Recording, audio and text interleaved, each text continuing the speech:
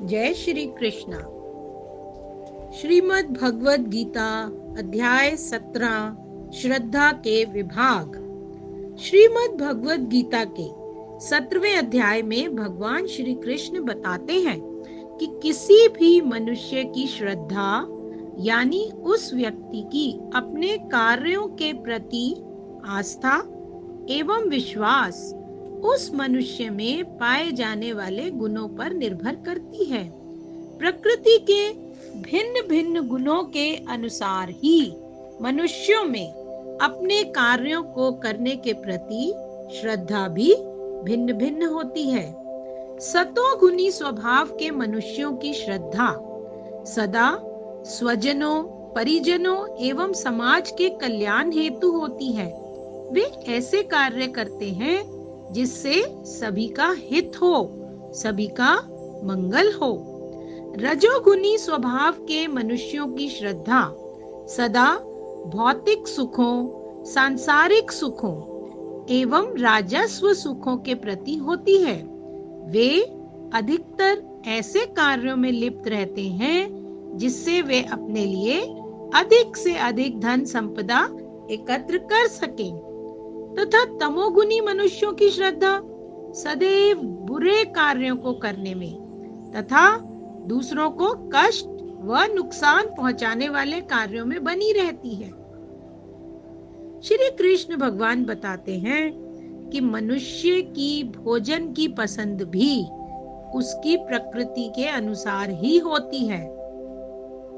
सात्विक प्रकृति वाले मनुष्य अपने भोजन में दूध, दही, फल, हरी सब्जियां, रसदार खाद्य पदार्थ, शुद्ध शाकाहारी एवं सात्विक भोजन ही खाना पसंद करते हैं। इस प्रकार का भोजन शरीर में बल तथा बुद्धि का विकास करता है।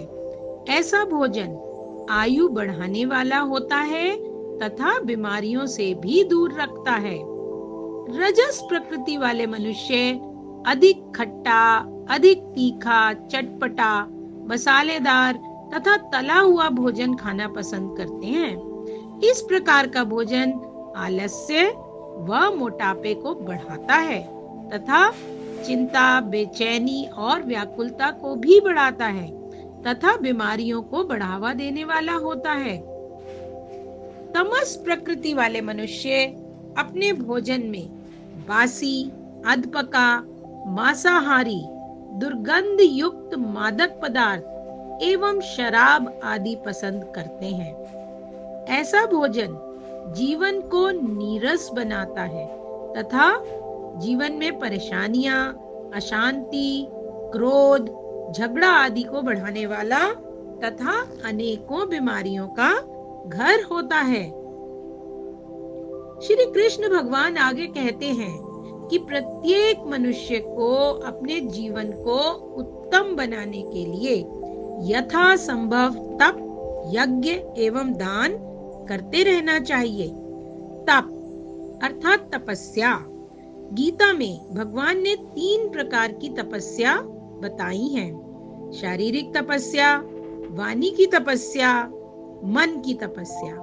शारीरिक तपस्या श्री कृष्ण भगवान कहते हैं कि सच्चे मन से अपने ईश्वर की, अपने गुरुजनों की, अपने माता पिता की तथा जरूरतमंदों की तन मन धन से की गई सेवा ही सच्ची शारीरिक तपस्या है। एकांत स्थान पर भूखे प्यासे बैठकर साधना करना ही कोई शारीरिक तपस्या नहीं है। वाणी की तपस्या। वाणी की सच्ची तपस्या है सदा सच बोलना तथा सभी के साथ मधुर बोलना। मनुष्यों को ऐसी वाणी बोलनी चाहिए जो दूसरों के मन को शीतल करे, दूसरों के लिए हितकर हो और सुखदायी हो। कभी भी अपनी वाणी से ऐसे शब्दों का प्रयोग ना करें जिससे किसी के मन को ठेस पहुंचे। अपनी वाणी को शुद्ध करने के लिए कभी कभी मौन व्रत रखना चाहिए। मन की तपस्या। अपने मन पर संयम रखना मन की सच्ची तपस्या है। मन का स्वभाव बहुत ही चंचल होता है।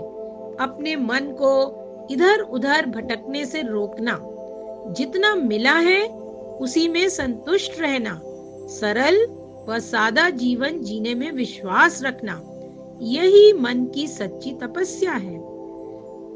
श्री कृष्ण बताते हैं कि सच्ची तपस्या वही है जो सच्चे मन व अच्छे भाव से की जाए। जो तपस्या घमंड में या अपने स्वार्थ हेतु की जाती है वह फलित नहीं होती, और जो तपस्या दूसरों को हानि पहुंचाने के लिए की जाती है उससे तो अपना ही विनाश होता है। दान अर्थात देने का भाव, अर्पण करने की निष्काम भावना।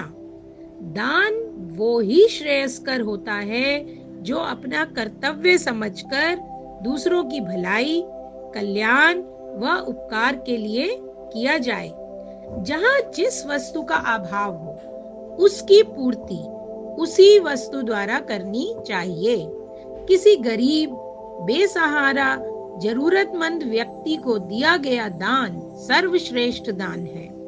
जो दान वापसी की भावना से किया जाए, अर्थात जहाँ देने में लेने की भावना आ जाए, वह दान व्यर्थ है। जो दान श्रद्धा के बिना जबरदस्ती या अनिच्छा से किया जाए वह दान नहीं है। श्री कृष्ण भगवान कहते हैं कि कोई भी शुभ कार्य करते हुए हमें ओम तत्सत का उच्चारण करना चाहिए। श्री कृष्ण भगवान यहाँ ओम तत्सत का महत्व बताते हुए कहते हैं, ओम सच्चिदानंद है, ओम ईश्वर का सर्वश्रेष्ठ नाम है, ओम ब्रह्मा, विष्णु व महेश तीनों का प्रतीक है, ओम सभी मंत्रों का सार है। ओम के उच्चारण मात्र से ही शरीर में सकारात्मक ऊर्जा भर जाती है। तत् का अर्थ है परमात्मा सर्वत्र है। परमात्मा प्रत्येक वस्तु में है। सब कुछ परमात्मा का है। जब सब कुछ परमात्मा का है तो अपने सभी कार्यों को ईश्वर का समझकर ईश्वर के लिए व ईश्वर को समर्पित करते हुए करें। सत्य अर्थात साधु भाव, सात्विक भाव। अपने प्रत्येक कार्य को सत्य भाव के साथ करें, सभी के कल्याण हेतु करें। बिना सच्ची श्रद्धा व बिना सत्य भाव के किया गया कार्य असत्य कहलाता है। जो असत्य भाव से कार्य करते हैं उनका ना तो इस लोक में और ना ही मृत्यु के बाद ही कल्याण होता है। इसलिए श्री कृष्ण भगवान कहते हैं कि प्रत्येक कार्य को ओम तत्सत कहते हुए प्रारंभ करेंगे व उसी भाव के साथ पूर्ण करेंगे तो कार्य स्वयं उत्तम होगा और उस कार्य में अवश्य ही पूर्ण सफलता मिलेगी और आपका जीवन भी सार्थक होगा। तात्पर्य यह है कि जीवन में अपने प्रत्येक नियत कार्य को कर्तव्य समझकर सच्ची श्रद्धा एवं सात्विक भाव से पूर्ण करें, क्योंकि सत्य भाव का ही मोल है और भगवान तो भाव के ही भूखे हैं। ओम तत्सत। जय श्री कृष्ण। इति श्री 17वां अध्याय समाप्त।